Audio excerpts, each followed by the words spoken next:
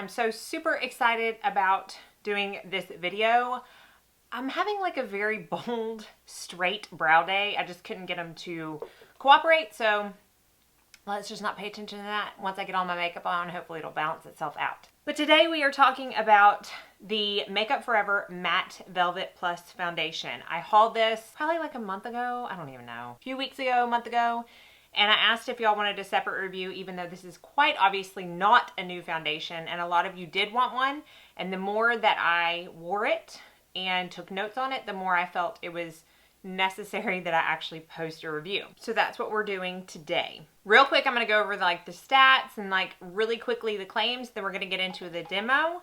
And then once I finish my makeup, we are going to come back and I'm going to tell you all of the results and final thoughts I have after using this for 6 days in a row, like I always do when I want to do an in-depth review of foundations. I use different primers, I did different techniques, yada, yada, yada. I will go over that once I get to it. So first, I'm going to color correct and prime. Today, I'm going to use the Becca Backlight priming filter. I'm going to do that real quick off camera, and I'll be right back. Now that I am glowing big time, let's go over the claims. So this comes in a very standard, very sleek, very practical package, okay? It's very thin, it's plastic, it's the standard 1 ounce. I personally adore this because it fits into a kit perfectly. I know Makeup Forever is more consumer now, but it started out as a brand for the artist, for the professional, and I'm thinking that's where this packaging came from because, I don't know, it's just no frills, and I appreciate that. As the brand in general, basically is no frills packaging. I don't feel like they spend a lot of their money on packaging. I feel like they put it into producing good products. Overall, it's one of my very favorite brands of makeup. So I do appreciate the packaging. Again, the standard 1 ounce. It retails for $41. And I'm just looking at the claims on the Sephora website very quickly. It's shine controlling, oil-free, water-resistant, complete coverage liquid foundation. It hides imperfections, evens out skin tone, and mattifies with a non-oily, perfectly powdered finish. The result is flawless and lasts for hours. Now, it says, although this foundation provides a full coverage, the end result is completely adjustable to fit your needs. A little goes a long way. So we will see. I am in the color number 40. Makeup Forever does not do names, although I think you can find names on like the Sephora website. I know for the Ultra HD foundation, let me get a clip. I know for the Ultra HD foundation, it has numbers on it, but then it does have a corresponding name like on the Sephora website. I don't know if this one does or not. I just know I'm in the number 40. I do label them for my kit. So let's just start. Number 40, I shake it up. It is a little bit of a thicker foundation. As you will see on my hand, it really doesn't move. It's not moussey by any means, but I mean, it's thicker. It's definitely not liquid. So I'm just going to start out like I always do with my fingers. And then I am going to use the Beauty Blender. I have used it with a brush. I find that I like the Beauty Blender better. You can use it with a brush and be fine, but I don't know. I feel like with thicker foundations, especially ones that claim to be mattifying, a Beauty Blender spreads them out better. However, I do know that if you have really oily skin, sometimes people really are against using beauty blenders. So always with the garbage truck. So if you can tell, I hope you can tell, it's going on super smooth. It blends out very well. It blends out evenly. It's not patchy by any means. Now, I did not use a pore primer. However, I do not find that it's emphasizing my pores. I don't find that it's emphasizing my pores at all. A little bit does go a long way. I didn't put a ton on my hand. I'm not going to use all of it. I could have gotten away with less. If you are someone that does not like the feel of foundation but needs the mattifying aspect, you can definitely use less than I did and still get a really nice result. So that is the demo. If you can see, this is with the primer underneath it. It is still, you still see the glow of that primer. However, if I were to use this by itself, it would be a more matte finish. However, I do not find that it is a flat matte. It does not sit on your face awkwardly. I feel like it's more of a demi-matte, I can never say demi correctly. I always say demi matte or natural matte. than it is a flat matte for sure. But if you can see, it's still got a glowy look. And if I get up close, these lights are so glaring, you're probably not gonna be able to tell, but it does not emphasize my pores, and it is a very smooth finish. So what I'm gonna do is I'm gonna finish my makeup real quick, and I'll come back and talk to you about my 4, 5, 6 day experience and tell you some important things I think you might need to know about this foundation. So I'll be right back. Okay, so let's talk about the foundation. I obviously have the rest of my makeup done. I use the By Terry powder on top of the foundation today. Now, as I try to do when I'm doing a complex, in-depth foundation review, I did wear this over I think I wore it 6 days in a row. I took good notes for 5 of those days. And I have like different things that happened during those days that really tested it out. So I'm going to get into it. The first day I used the Milani primer, Prime Light primer. And then I also used my Cover FX powder. Now I just had a wedding yesterday. I took my Cover FX and my Chanel powder, so I don't have those to show you. But just so you know, I used this with my Cover FX Perfect Setting Powder, the loose, and I used a beauty blender. I wore it for 12 hours on that day. The notes that I have taken says that I used a very small amount, which as you saw in the demo, you don't use that much. It blended seamlessly as you saw on the demo. That day, it was a little cakey on my upper lip, but I had no touch-ups. It stayed on amazingly well, and those are my exact words on my notes. Stayed amazingly well with no touch-ups. And like the cake above my lip was only something you could see when you got really close up in the camera, or if somebody was like, if Chad like came in to like kiss me, pretty much. I mean, and he doesn't pay attention to that stuff, so nobody's gonna get close enough to me to actually see that. And it really looked really good from far away. Even at 12 hours, I felt like I hadn't done anything throughout the day. I felt like I had just put on my makeup. When I went to go wash my face, I was like, holy cow, this has not budged at all. Now, I will preface to say I do have normal skin. We're going to talk about the type of skins that I recommend this for at the end. But just know, for testing purposes, I do have normal skin. Now, on the next day, I used my oh-so-favorite YSL Touche Éclat Blur Primer right here. And I used my oh-so-favorite Chanel powder, which again is downstairs in my kit. And I used a beauty blender again on this day. I wore it again for 12 hours on this day. And it's so funny. I would show you my notes, but they're so messy. In capital letters, I have pores be gone. Okay? Exclamation point. Pores be gone, because I had no pores. You saw in the demo, it does not accentuate pores. When it's put with that Chanel powder that blurs pores, it was heaven. Pores be gone. And then underneath that, I said filter face. So I said perfect combo with primer and powder. I always have the best luck with with every single one of my foundations. I had the best luck with this primer. This is my all-time favorite primer. I've gone on about it so much. So with this and my all-time favorite powder, it was the absolute perfect combo.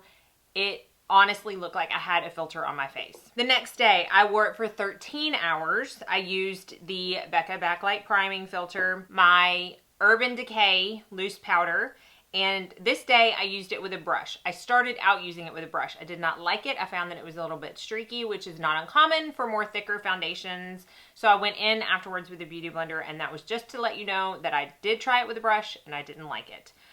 It looked the most matte that day, which is surprising since I did use the Becca Backlight, but I think that that had to do with the powder. The Urban Decay does mattify, I feel like, the most out of all of my powders except for the By Terry, and I lightly, and I mean lightly, I lightly set my face today with the By Terry. It looked amazing after a workout, and this is only to tell you that because I sweat during a workout, I always check to see when I'm doing foundation reviews how it looks in the mirror after I'm done, so that I can say how it's going to look on oily skin, because that's the closest that I can give you since I don't have oily skin. I know oil and sweat are different consistencies. I understand that, but it's still, I had a wet face and it still looked amazingly good. So I feel like the oilier your skin gets, the better it looks, if that makes sense. The next day I went on a trip for my husband's work. Now, I wrote notes in my phone for this because I didn't have this piece of paper with me, so I'm trying to get to it. Here's how it went for that. When we go, it was a trade show that he was working for his business. And we get up in the morning at like 6 o'clock. We eat breakfast. We go work that trade show for like 13 hours. We come home, we crash, we do the same thing over again. So this was the day we actually set up the trade show. A lot of work, a lot of physical labor went into that. So I was working all day. On this day, I worked for 14 hours. I used the Lancome La Base Pro Primer and the By Terry powder, which is the same powder I used today. Still looked flawless. It was somewhat tight that day, but I think because I used the By Terry powder on top of it and I was not as light-handed as I was today, it got a little bit tighter. If you have oily skin, I think that might actually be a perfect combo. It still looked flawless. Now, we got done setting up and we went to go watch The Shack, which I don't know if you've even heard of it. Some of the people I told about, they're like, what? It used to be a book. I don't know if it's still out. It is a book. I read it years ago. I'm talking we were in our old house. I read it 9 years ago, probably. And then I saw last year that it was coming out as a movie, and I said, Chad, we have got to go see this. So rarely do we have time to go see a movie. We didn't have kids. They were with my parents. We were on this trip alone. So I was like, you know what? Let's go see that movie. Oh my goodness. I don't know what I was thinking, because both of us, he would be so mad if he knew I was telling you this, boo-hooed like a little baby. Okay? I mean, it's just something about, just makes me want to, I don't know. Anyways, we both cried. And we had to go to the store afterwards to get some stuff.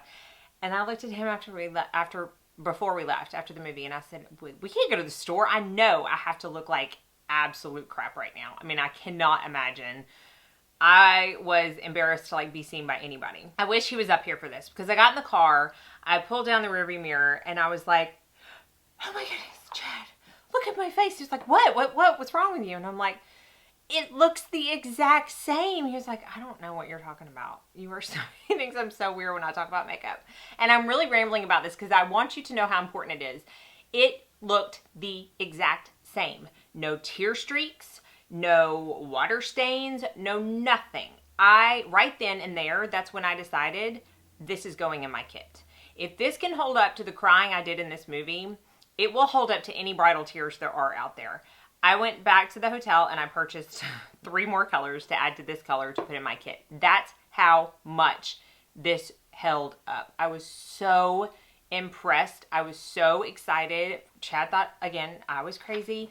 But that's what I want to get at, that it is water resistant. It was. It held up through tears. The next day, I gave Moose a bath, and he did that whole dog shake, and I didn't get out of the way fast enough, so my face was completely saturated. That day, I wore the Dior primer, and I mixed it with my Armani Luminous Silk because I thought that might be a mixture I wanted to do on clients, so I wanted to try it that way. Even mixed with the Armani Luminous Silk, it held up from the dog water spray, and it was a lot of water spray. He shook off a lot of water. And I used the Charlotte Tilbury powder that day. Again, a 12 to 14 hour day, completely flawless. I cannot stress enough that this will hold up through a hurricane. It's so good. And like I said, I did purchase more for my kid, if that tells you how much I love it, how much I feel like it stands up. Now, real quick on the skin types I think this will work for. I obviously think it will hold up very nicely on oily skin. Dry skin. It is very hard for me to say yes or no. I feel like if you had a very good skincare regimen with dry skin, that yes, this could work for you. But I'm telling you, as a person who works on lots of different faces in my job, sometimes no makeup is going to look good on you. Okay? I have seen some of the most dehydrated skin possible, from what I can imagine. And it takes a lot of skin prep and a lot of prayers to make sure that makeup comes out okay, because there is only so much makeup can do. So if you have dry skin and you have a really good skincare routine and you are making sure it's hydrated, I do think that this will work for you in a very small amount. I do think it's a fabulous foundation mixer if you want something that maybe doesn't stay on as long as other foundations, but you love the finish of it. I think it's a great mixer to put in with that to help with the longevity. It does not, because it's not a flat matte, it's not going to take away a very pretty finish of another foundation you mix it with. I mean, I don't know what to say. You can see it doesn't look flat. It's not like the Armani Power Fabric, where I felt like that takes on whatever the primer and powder that you use. For instance, like if I use the Backlight priming filter with the Power Fabric, I'm going to be a dewy person throughout the day. Whereas now it just makes it a little bit dewier. It's not matte. It will still hold up throughout the entire day. I feel like, and I have never said this about a foundation, if you have dry skin, I feel like you could get away with not setting this. Yeah, I really do. I think you could get away with not setting it. If you haven't figured out, I really recommend this foundation. I like it. It was one that I did not dread using when I was doing this, because some of the foundation reviews that I do where I have to wear it for such a long time, I feel like sometimes by like the third day, I'm kind of like, I really don't want to wear this again. I'm so tired of wearing it. I continued to wear this for like 3 or 4 days after I did the review. It was that good. Like, I did not dread wearing it. I look forward to wearing it. I look forward to waking up today saying, oh, I get to do this review today. I get to wear the Makeup of Matte Velvet again. I could wear it every day, but I've got so many foundations. I know some of you will probably ask, how do I think this compares to the Estee Lauder Double Wear? In my opinion, I like it better. For a matte foundation that's supposed to stay throughout the day, I prefer this one to the Estee Lauder Double Wear. I have never cried through the shack with the Estee Lauder Double Wear on, but I honestly can say that I don't feel confident that it would hold up like this one did. I don't feel confident the Power Fabric would hold up like this one did. I love those foundations, don't get me wrong. And I feel like the Power Fabric is a little bit different because, I don't know, the finish is different for me. So I can't really compare those two, but comparing the Double Wear and this one, because I feel like they both claim to have a matte finish, they both claim to be really long wearing, I do think that this one comes out ahead for me. Again, as I say with all of my foundation reviews, I know that this is not going to work on every one of you like it works on me. And I know that if you go look at reviews, some of them are glowing and some of them are downright hateful. I mean, it's just a foundation. It doesn't like live out to hurt you. So I don't understand why some of these people's hatred comes from in their reviews. But Sephora carries this in almost every store. Please go get a sample of it first. If you don't like returning used makeup, definitely go get a sample. But for me and for the clients that I've used it on since I have started stocking it in my kit, it has been wonderful. So I hope that this review helped you. I hoped that it answered some of the questions you had when you asked me to do the review. If it didn't, as always, put them down in the description box, not the description box, the comments box. Always say that. Like and subscribe if you haven't already. I always, always, always appreciate you watching and supporting my channel. And until next time, I hope you have a very blessed day.